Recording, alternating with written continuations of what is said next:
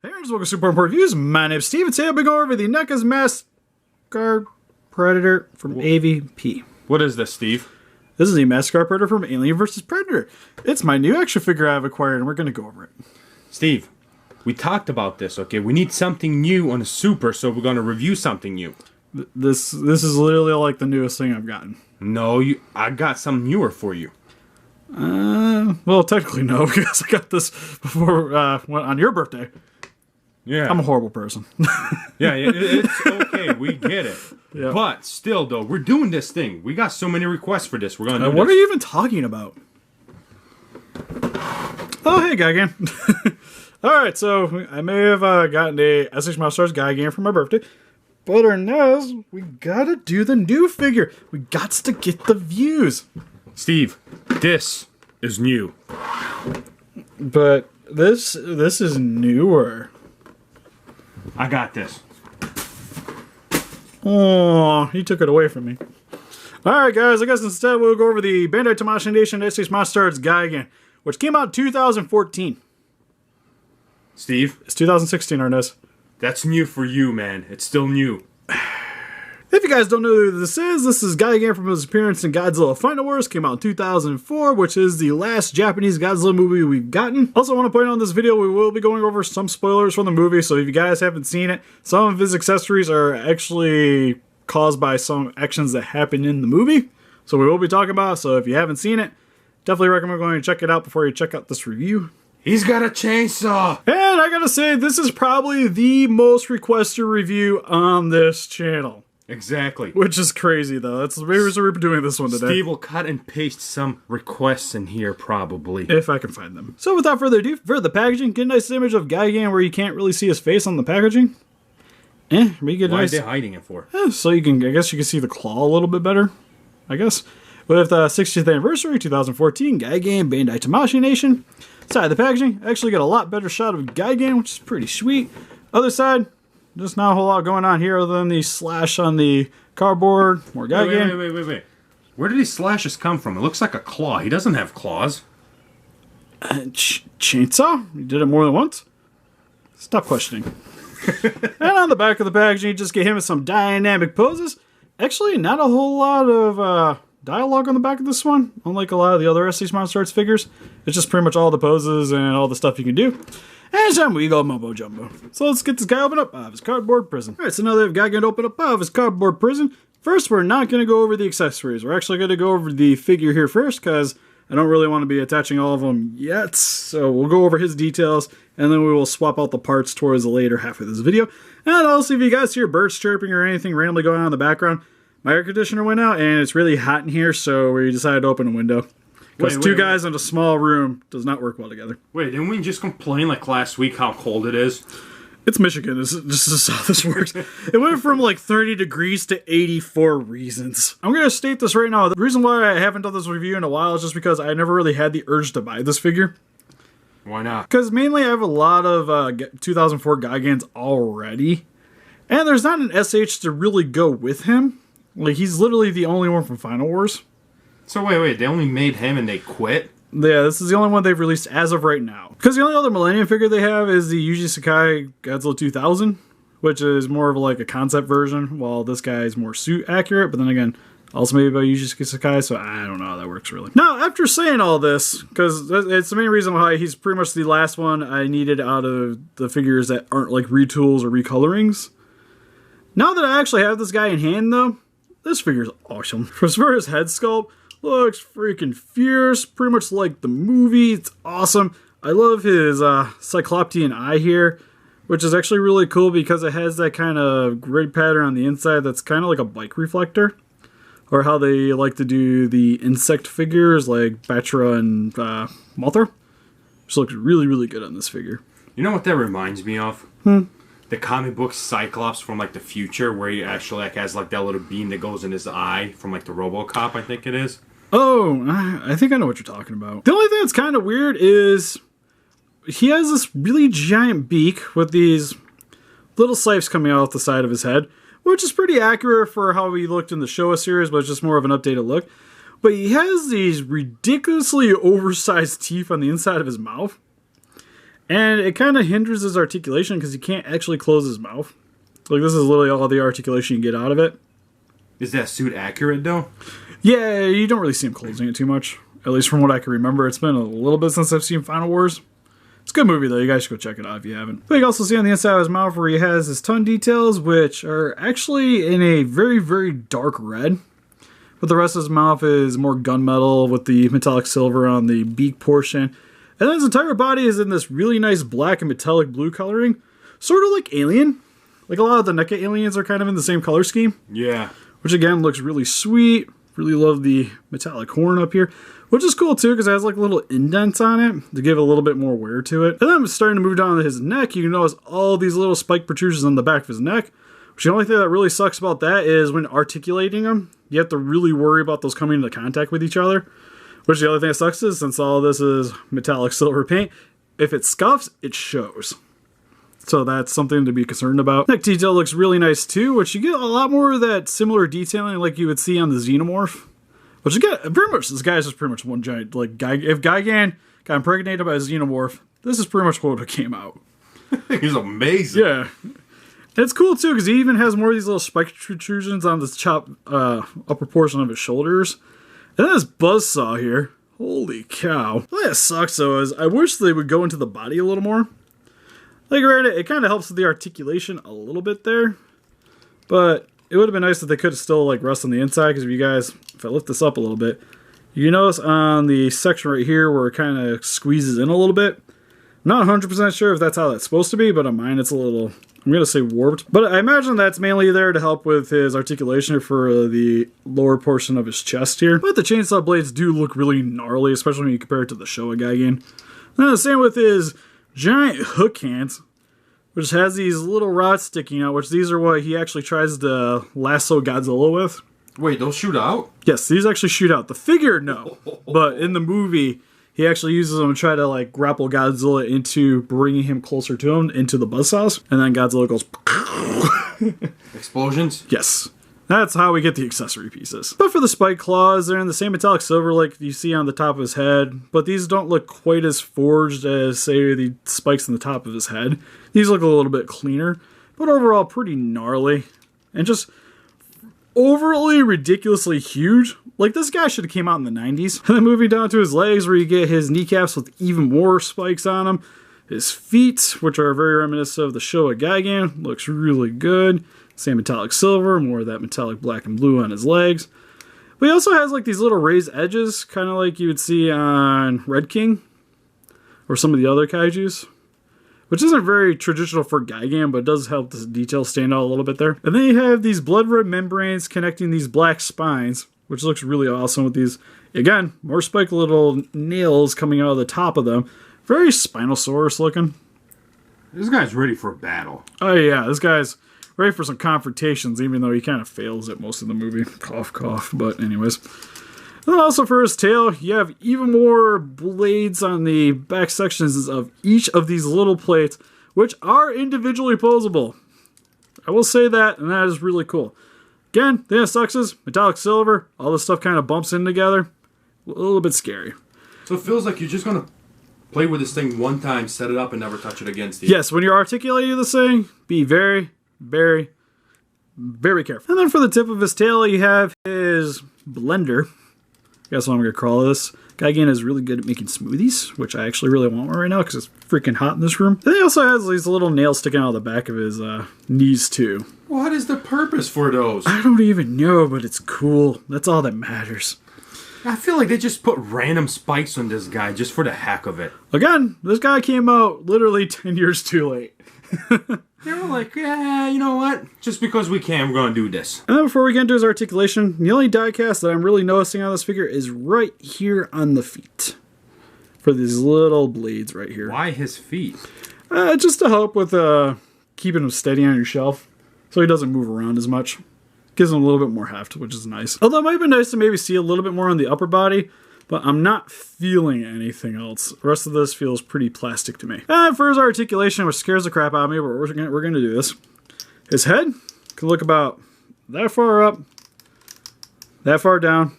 Can also rotate side to side. He has a lot of movement in his head, which is really cool. And there's even a ball joint at the lower portion of his neck where it connects into the upper portion of his chest.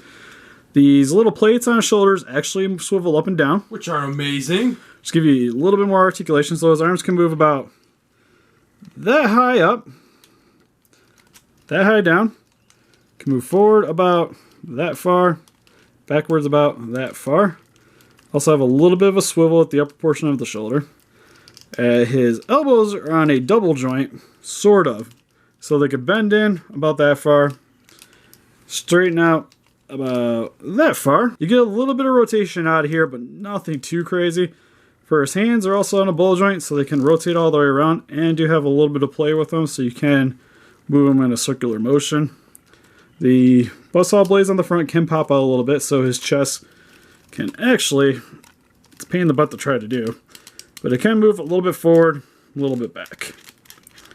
Not a whole lot. Also can swivel a little bit side to side if you want it to. For his legs, can move outwards about that far, inwards about that far.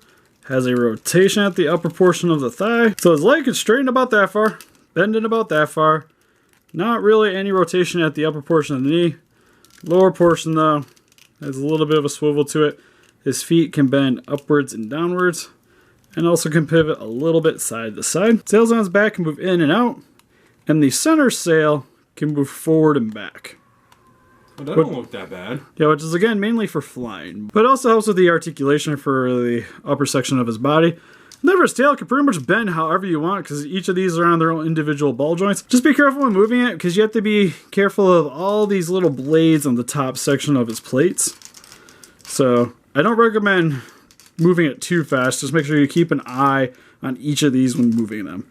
And then the tip, or what we call the blender, can rotate all the way around. Alright, next we'll start attaching our accessories to Gigan, which, how you do this? Slow and steady. So what you're going to want to do, starting with Gigan, is you're going to want to take his little pincers on the side of his mouth. You're just going to pop these out, which are on tiny little pegs. So when you pull them out, just be very careful. You're going to want to go straight out of the head.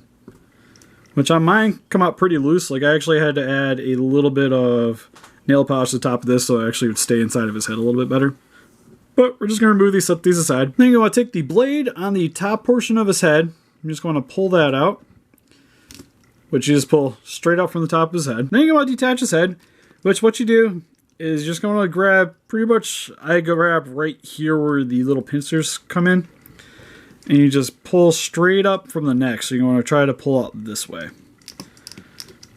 And then the only thing that sucks is each of these little joints want to move too, and you also have to worry about this little spike down here too, poking at you while you're doing it.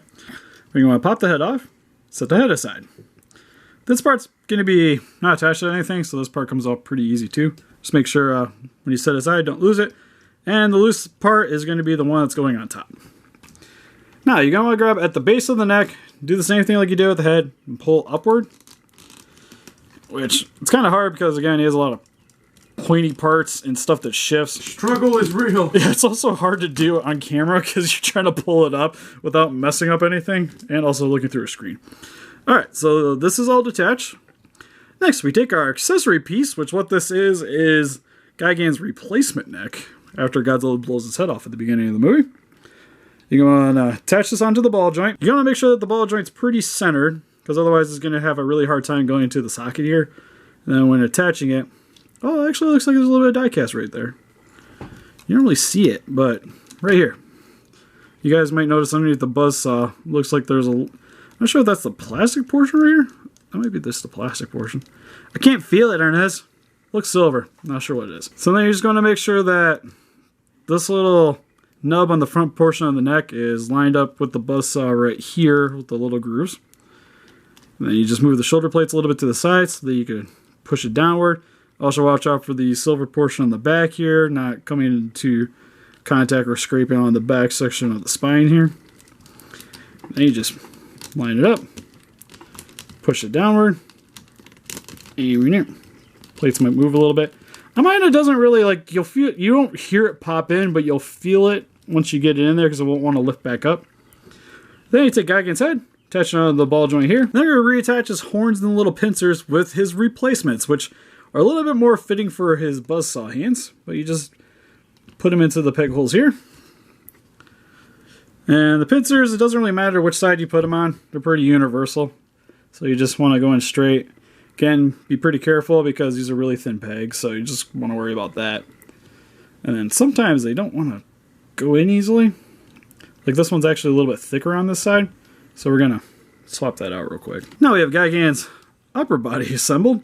Next, we have his buzzsaws, which is literally how I'm going to be displaying him on my shelf.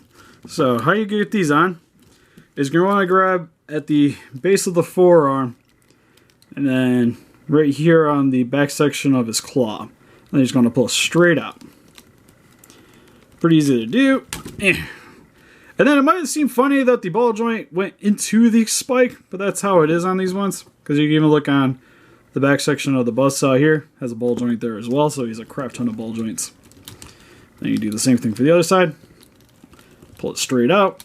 Easy to do. And then his buzzsaws will work on both sides, so you don't have to worry about left or right. And then you just do the reverse, where you just want to go straight into the forearm. Easy enough. Grab the other one. Pop it in. I like the buzzsaws too, because they go in stupid easy. And now we have Gigan with his buzzsaws, which you get to see in the later portion of the movie where he fights Mothra. Accessories are really awesome looking on this. This is definitely going to be the way I'm going to be displaying on my shelf, because I don't have any of my Gigan figures, none of them have the buzzsaws. And personally, I just think this looks really cool compared to the normal little hook hands on this guy. Do they move, Steve? Alright, so Arnes is definitely correct, which for the details on these are amazing. Which has this really nice metallic silver, some gunmetal, a lot of really good details. And the little blades right here are actually rubber, which is really nice because if these were actually plastic, I imagine these would be really easy to break. So I'm really glad that they did that, but these just have a lot more detail than what you get on the little claws too. So I really love this accessory. And they can also shift. So if you grab them, you can actually move them, which is really cool. You have to do it yourself. Like, there's no little gimmick that actually rotates these things. But I still think it's really cool. I wouldn't do this a whole lot because I feel like this could actually break real easy, especially over time. Details on his head, you can see his neck brace is what I like to call this. Because how they reattach his head, they just use a lot of metal plating and just kind of stapled it together. That's what it appears. Looks really cool overall. On the figure, what this does though is when you have this attached, he doesn't have as much articulation on the head though, but a lot of it's you can move the head side to side. You can shimmy the neck side to side, but for left and right motions, it's nothing crazy. And then for just a little bit of a closer look at the pincers, which have a little bit more of like a praying mantis shape to them, which is really cool. And then some serrated edges for his horn here, which is really nice looking as well. And for some quick comparison, here we have the SH MonsterArts Gigan compared next to some other Bandai vinyl Gigans with the 12-inch tall version, with minus some goofy little legs, and the standard 6-inch version. And here's comparing some SH MonsterArts figures with Balente and Mogira. Steve, I got a quick question for you, this comparison. Alright. Out of all the Pacific Rims, why are you comparing them to that thing? No, because it's Ultimate Striker. The other side. This is the NECA Pacific Rim Horizon Brave. Why are you comparing him to that thing? Because he's awesome. The thing is, even though I had to fix him, but he's awesome. The thing is hideous. Look at that thing. But he has a security camera for a face. How can you hate that? Exactly. What is that on his shoulders? Alright. First, this is also the Ultimate Striker Eureka from Pacific Rim. What these do is you push the button. Well, that goes far. It went under your couch. Yeah, so see, the other one doesn't really shoot well, but the one does. The little missiles, and they're awesome. We did a review. You guys should go check it out. And here's some other NECA figures with the Pacific Rim Mutavor and Godzilla 1954. And finally, here he is with some more Bandai vinyls with my favorite of the Bandai vinyls. And then we have the American Bandai Creation version. I like the green one, Steve, better. You would. Here he is with some Trendmaster figures with the Deluxe Gigan with sounds and the large scale version. I forget the official name, but he also had lights and sounds. So overall, with the SH MonsterArts Gigan, this figure, detail-wise, is some of the best in the line. With the details, the paint job are all fantastic, even like the little bit of die casting in his feet, and his accessories are awesome and very movie accurate. This is like one of those situations where I think the actual accessories make him a better monster or a better figure. And I don't know why, it's just to me, he looks way better in this form, you know? Yeah, he definitely comes with a little bit more than you get with some of the other SH MonsterArts figures, because usually most of them come with like a beam effect, if anything at all, and then some of the other ones might come with a little more accessories, but for Gigan, definitely is very fitting for what he gets. The only thing I would say as a negative is his articulation's a little bit scary. He does have a lot of it, but it's a lot of finessing with the articulation to make sure that nothing bad's going to happen, because he does have a lot of very tiny breakable parts. So I definitely recommend, if you guys are going to be playing around with him, he's for somebody that definitely has some patience with it. Yeah, definitely, because a lot of the paint can get chipped on him, especially on his blades and stuff like that. But I do recommend this figure to you guys, and even though he's from the final Godzilla film, he should not be the final figure in your collection. But what do you guys think? Do you guys own the SH MonsterArts Gigan? What's your favorite Gigan action figure? Is Megalon just more your thing? Please let us know in the comments. We'll have closer pictures on Facebook. You want to click the link in the description below, and help us defeat those kaijus by hitting that like button. Subscribe, become a ranger today, and see you guys in the next video. Bye-bye. Bye-bye.